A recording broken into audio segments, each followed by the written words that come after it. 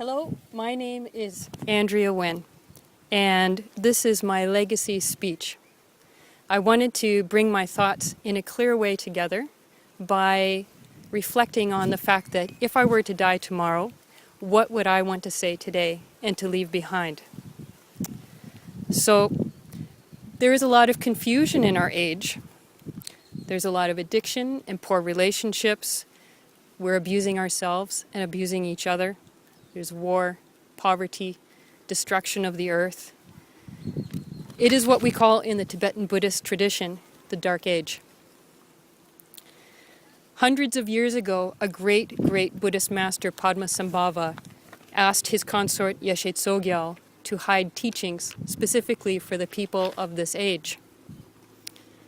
These teachings were discovered by my guru, Trungpa Rinpoche, and he brought these forward as the Shambhala teachings. He founded a community, the Shambhala community, to be a living container for these teachings, the Shambhala teachings. And my parents became students of Trungpa Rinpoche when I was about 4 years old, and I was brought up in the Shambhala community.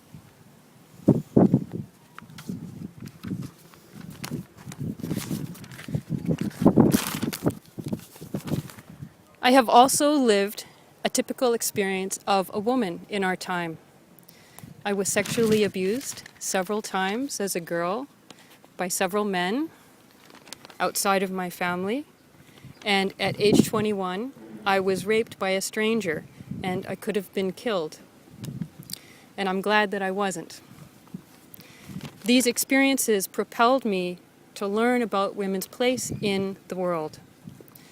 I enrolled in a BA Honours Women's Studies program at Mount St. Vincent University in Halifax, Nova Scotia. And this is a small school that is primarily women. It was like stepping into an incubator experience for learning about patriarchy and reclaiming women's voice and our knowing ourselves. So my path has largely been about integrating the spiritual gifts of Shambhala with healing my injuries as a woman in our society.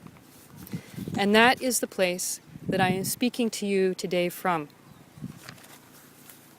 In both the Buddhist tradition and in the feminist tradition, it's very important for us to locate ourselves and to explain how we are coming to speak about something. So from that place, this is what I would like to pass on. That you cannot accomplish anything without developing the spiritual muscle of discipline. You can develop this through meditation.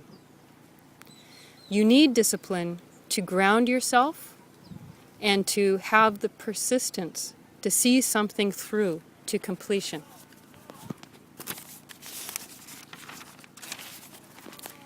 It is essential, critical, that you find a way to develop discipline.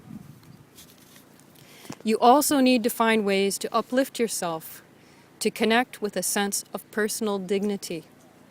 This enables you to properly respect yourself and respect others.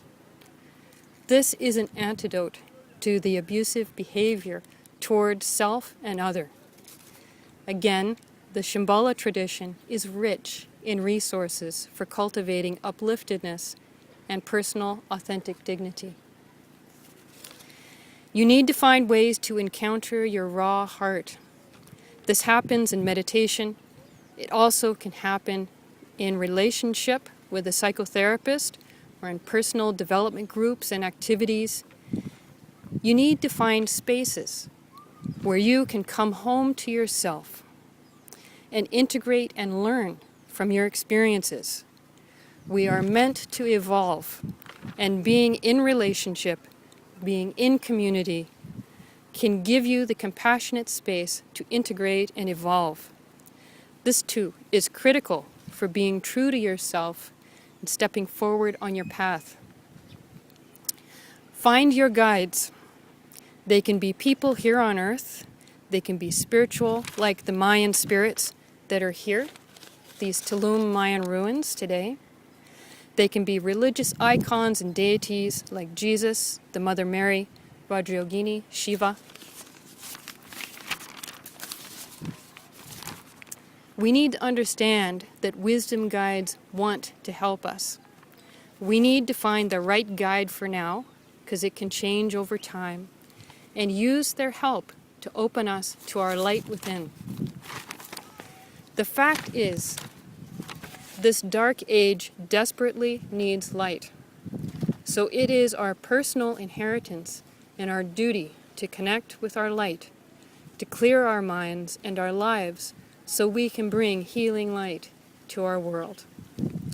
So I ask you, since you are watching this, to commit wholeheartedly in this moment, right now, to cultivating your light through cultivating discipline, good community, good guidance for your path. Life was meant to be joyful, full of joy. We have to remember that and reclaim it. It is just a matter of orienting ourselves in that direction. That makes it easier to move through the challenges and the hardships. So if there is one thing I want you to hear, it is to know through the core of your being that it is possible to live your life well and be of profound benefit to others. Pursue this. May you walk with this blessing. Thank you very much for your time. Blessed be.